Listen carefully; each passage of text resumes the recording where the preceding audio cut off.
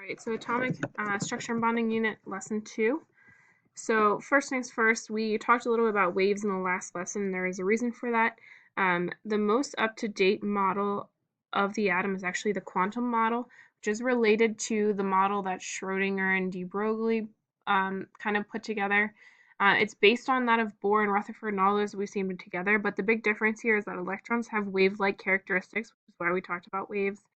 And there are 3D probability maps where any one electron may be found at any one point in time. And these 3D probability maps are known as orbitals. The big difference between this and Bohr's model, which is the last one we talked about, is that Bohr's model basically suggested that you knew exactly where an electron was, specifically in which energy level at any one time. However, that's not correct. We don't know. We only have probability maps that we can figure out. Now, these can get pretty precise based on what we know about the different orbitals that they're in and so forth, but we don't know exactly where any electron is at any one time. So, and the best way we can kind of describe to someone the location, the best we think it is, with the highest probability, is by using quantum numbers. So no two electrons in any atom have the same 4 quantum numbers. This is like social security numbers, so you can think about it that way. The quantum numbers specify the properties of the atomic orbitals and the properties of the electrons in the orbitals to try to give the most information possible about that electron where it's located. Now there's 4 quantum numbers and they make up a set kind of like this. These numbers can vary, and the last number is always plus or minus 1/2 to tell about the spin of the electron, but we're only going to focus on the first 2 numbers and how you figure those out in this class. So the first quantum number is called the principal quantum number.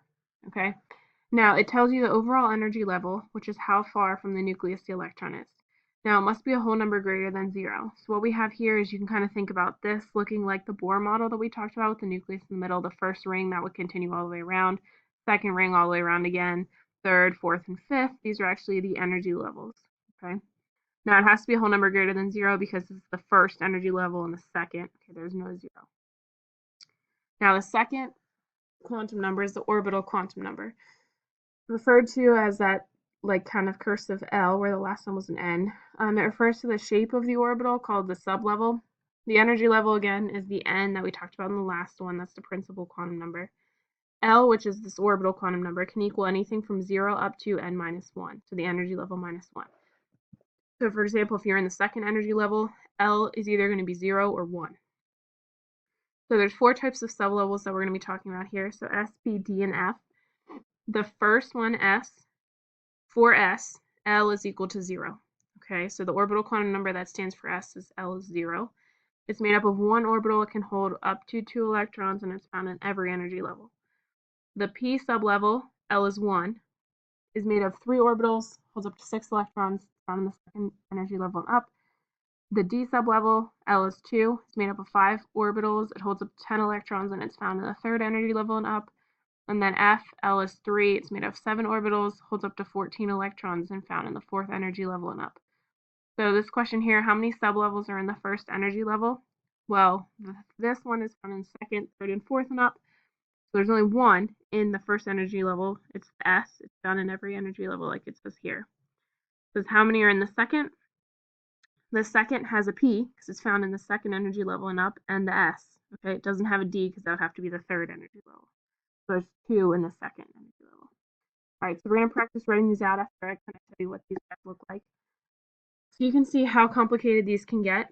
We're not talking specifically how you choose which one of these there are. I just want to show you that the S is pretty straightforward. It's spherical. P kind of looks like a dumbbell. There's 3 different ways it can be oriented. The D gets even more complicated, as you can see, and it could be any one of these guys. And then the F, there are 7 of them, like it's on the last screen. So 1, 2, 3, 4, 5, 6, 7, and it's any one of these. Okay, so you can see they get more complicated. That's why the S is in every energy level. F is only in the the fourth energy level and up for this reason because it's pretty complex. All right, so let's practice kind of decoding some of these.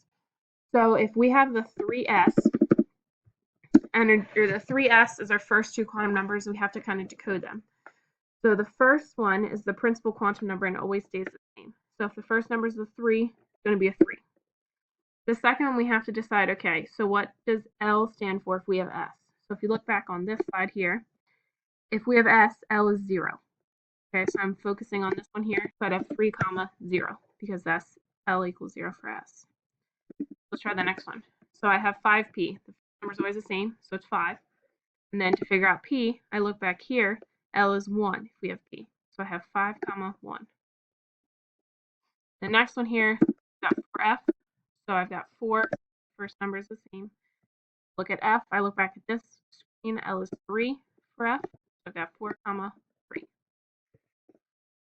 All right, and then this next one, what if I gave you this direction and I gave you the set of numbers, you had to go backwards. So again, the first number is always the same. So if we have 6, 2, we have 6 is the first number. The second number, we look back here and see, okay, 2 stands for D.